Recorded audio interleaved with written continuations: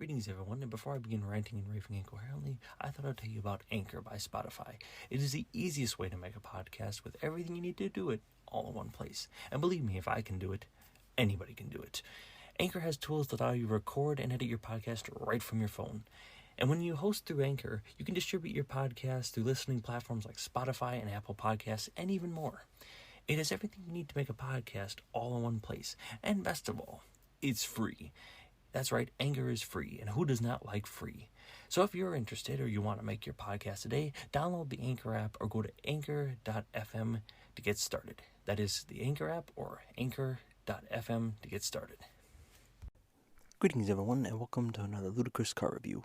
You know, there are a few brands, honestly, that have dropped off the radar more than, well, Hyundai. Not Honda, Hyundai. Yes, I always seem to get the two confused because, to be honest, even Honda, I really only know them mainly for their power equipment. I do not really know too much about their automobiles all that much. I know a lot, but honestly, it's never been my top priority to know about, well, what's going on at the Honda division, to be honest. But Hyundai is definitely the one that, if Honda's obscure to me, Hyundai is pretty much, well, a ghost. I know they make cars. I know they make a lot of them. I just don't know. Honestly, they just never make anything that really stands out to me. Everything from their passenger vehicles to their trucks have always just kind of been, I don't know, your cheap option for some reason. They honestly, for me, Hyundai has kind of replaced the role that once was held pretty firmly by the now pretty much dead Mitsubishi company, another Japanese automaker, which, while they made some good specialty options like motorcycles and that, they honestly kind of fell into obscurity once again because, well, how many people buy bikes anymore? Harley's kind of finding that out the hard way. Anyways, so what am I going to talk about here today? Well, there is a Honda car coming out, an electric option, that is skating the lines of what I call just flat out weird looking.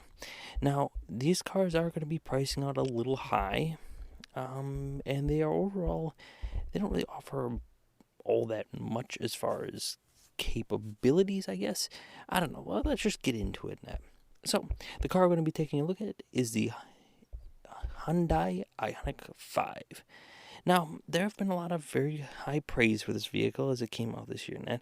But already just getting off the bat, just kind of looking at the car. Honestly, you know what it reminds me of? A Beetle. Not a Beetle like the car, but like a Beetle. Like, if you look at a Beetle, like, they got that split like thing in the middle. I don't know how to describe it. It just kind of looks weird looking to me, especially in certain colors. They have this like split down the center of the grill. It just looks awkward. That being said, I am glad they actually have a grill of some sort in this vehicle, but there are some interesting design choices, to say the least.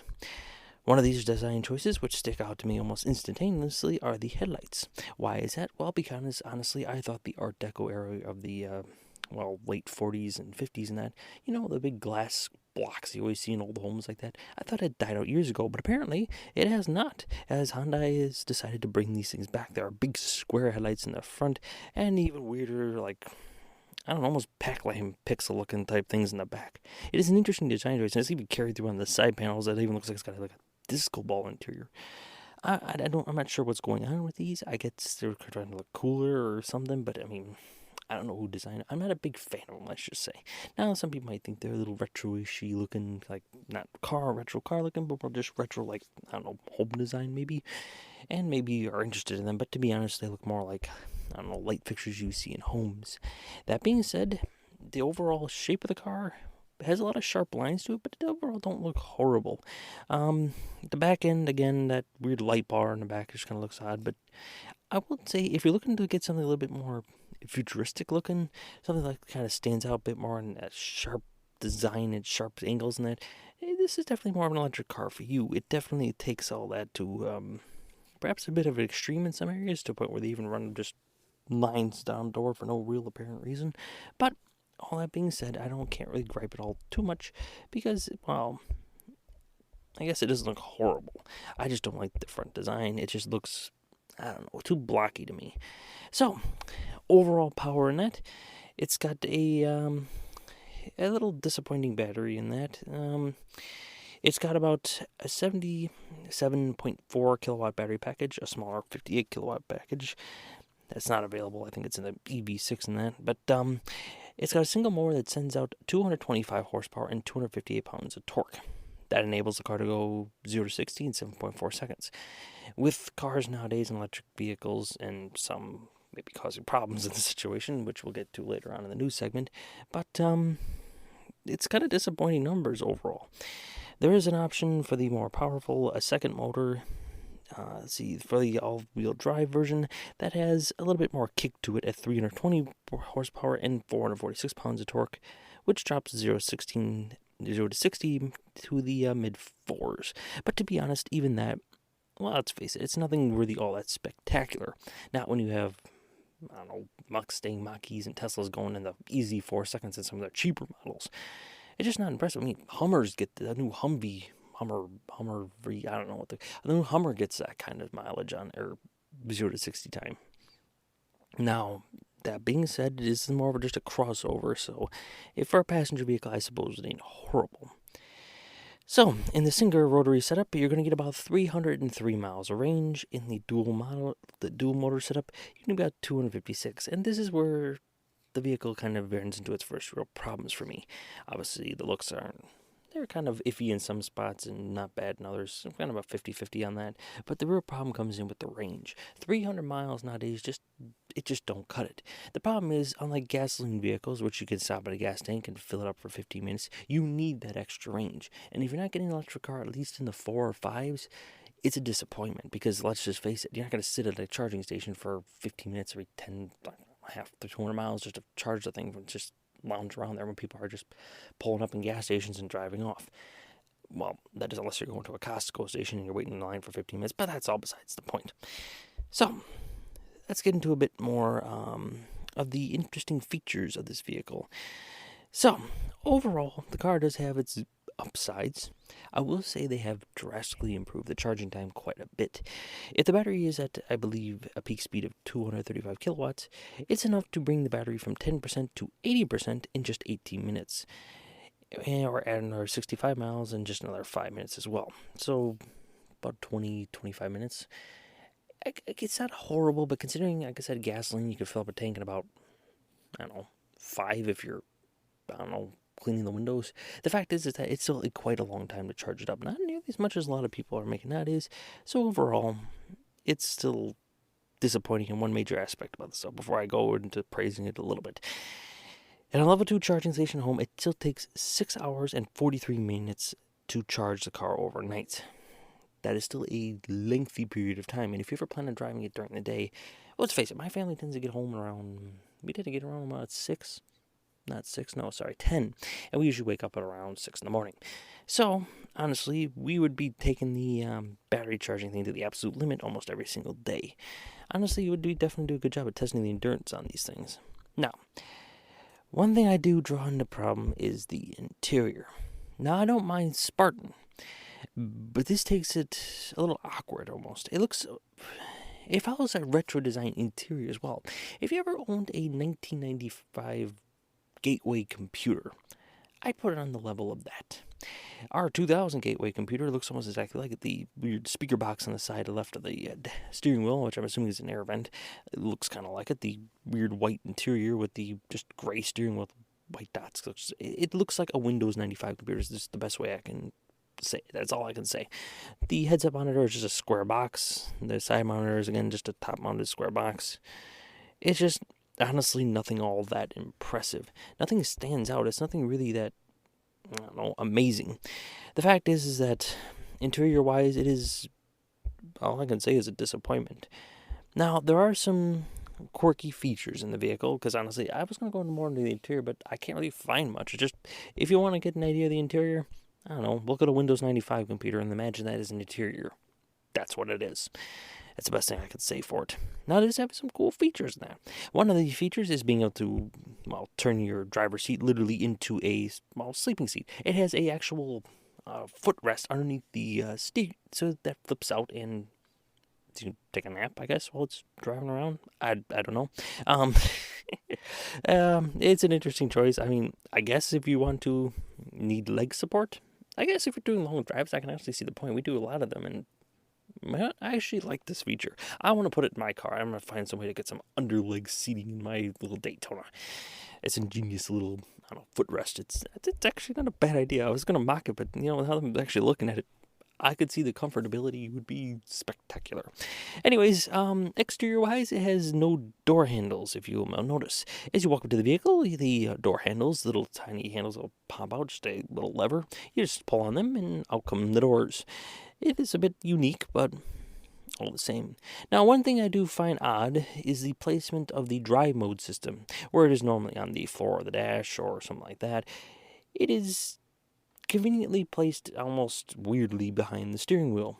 Now, I'm not quite sure if that's on purpose or if you want to quickly change drive modes. Honestly, I don't think it's horrible. I just think it's just going to be awkward for most drivers. I think I'm getting used to, but I can see where maybe it would be an advantage. You don't have to look down and look across your steering wheel for going to any kind of screens and that to change the drive mode.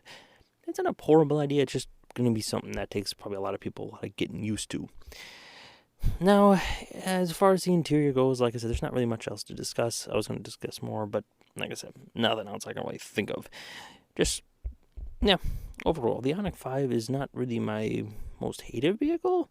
It's just an interesting vehicle, to say the least. I like some of the quirky features about it, but now, to be honest, where the car begins to lose a little bit of its pizzazz to me, though it had, is where the price comes into play.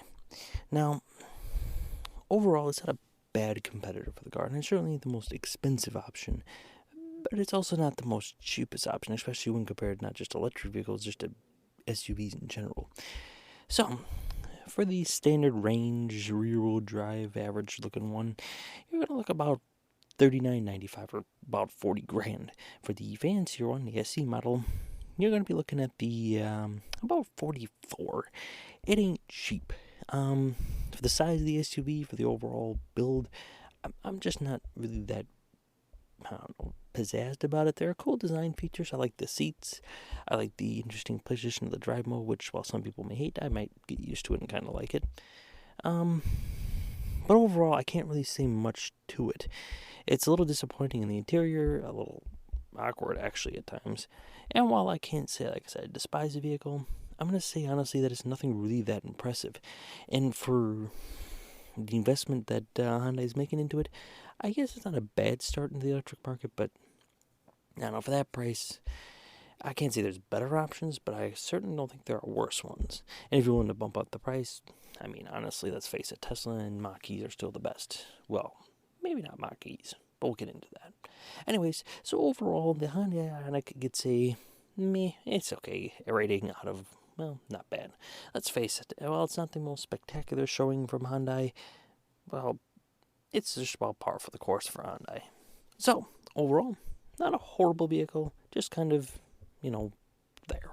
Anyways, let's get on to the news, shall we? Because honestly, there are lots of it, and lots and lots and lots of it. Because, well, I just talked about Mustang Mach-E's, right? Well, let's kick off the story with that. Ford is recalling another big car, the Mustang Mach-E's. Not only are they recalling up to 50,000 of them, they are going to be stopping all deliveries as well, meaning they can't even sell them.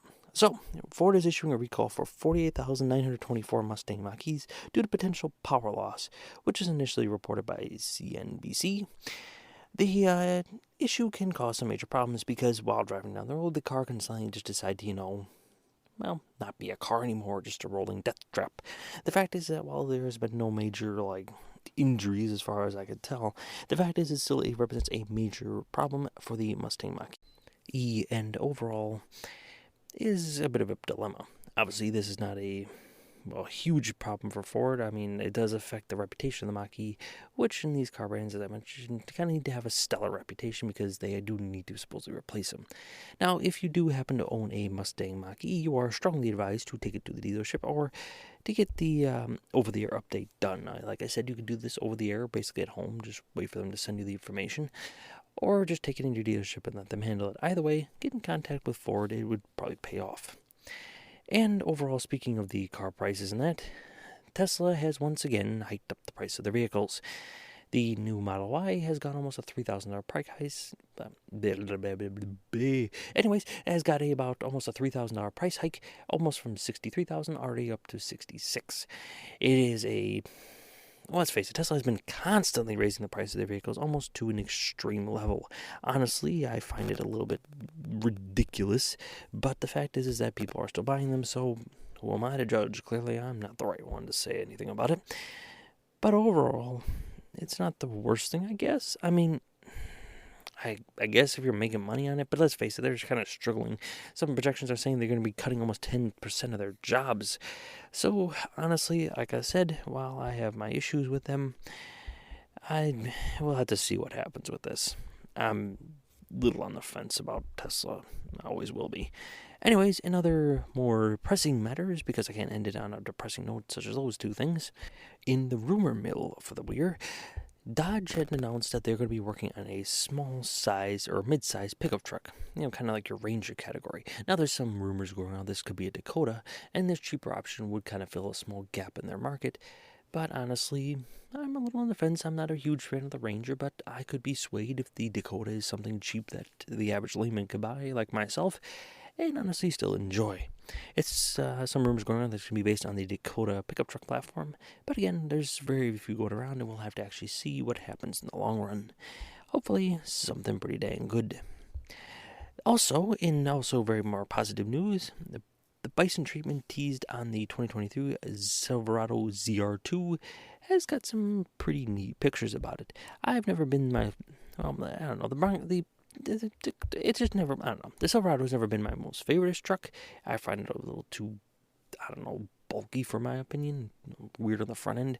But honestly, it might be pretty cool to see a Bison version because honestly, the bulky, big front end cars do kind of I guess, if you've ever seen a Bison, you might see what I'm talking about. Big fat front end. Anyways, it might be an interesting thing to see a ZR2 Chevy Silverado, and honestly, I'm actually kind of looking forward to it. In other news, the 2022 Audi R8 V10 Performance all-wheel drive is it's kind of on the brink of extinction. There are some rumors going around that these cars are going to be soon biting the dust, and while Audi is looking to refresh the Audi R8, it is pretty much a dying breed at this point. As Audi and more manufacturers begin to look towards electric, the rumor mills are going around that your Audi R8s are probably not going to survive the cut, not even possibly switching to electric. So, we'll have to see how that ends up. But, honestly, I don't know. I'm on the fence about, Audis and that. I'm on the fence about a lot of things today. Anyways, what do I got another news to do? Oh, yeah. This is, again, rumor mill category stuff. Or kind of is, kind of ain't. And it's going to be the final bit of news. And hopefully, if you are a fan of the Ford Fusion, you might have a glimmer of hope. You see, Ford announced that they're going to be reproducing the Ford Fusion in a remodeled version. Now, there is no promise, though. It's already been pretty geared towards the Chinese market. But there's been no confirmed nor denial that these cars are going to be heading to the U.S. market. Now, let's face it, the sedan market has pretty much been dominated as far as domestic goes by the Dodge Charger because, while there is no real other option. Obviously, Chevy still attempts something every now and then, but let's face it, Dodge still reigns supreme in that category. But let's face it, this is not practical nor affordable.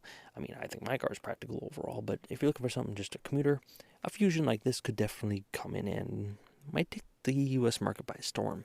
When it originally came out, it definitely did.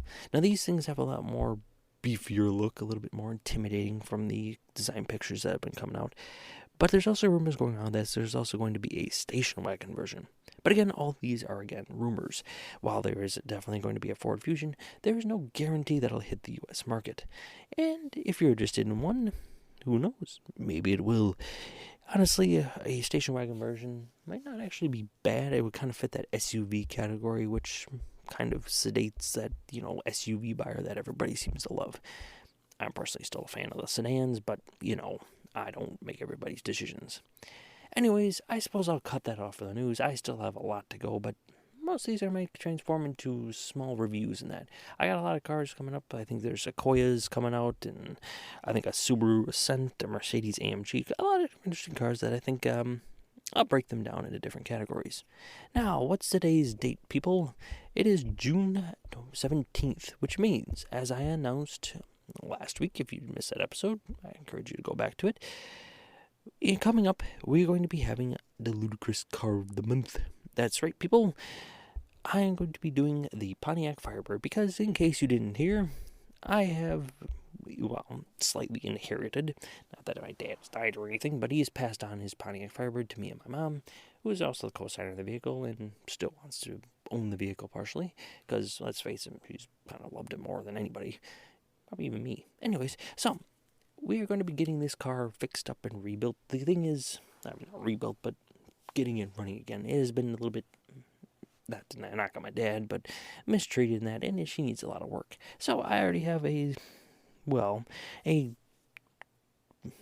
why am I losing my train of thought? My brain's scrambled. I need to end this quickly. Anyways, so I'm going to be taking it into a shop on the 27th to get this thing looked at, and hopefully I will have either good news or tragic news on the vehicle to share with you all in 2 weeks. Anyways, join me next week for a Ludicrous Car of the Month, the Pontiac Firebirds, and I hope you all have a great day and a wonderful night. Goodbye, and have a great day. Well, I'm really rambling, aren't I? Goodbye.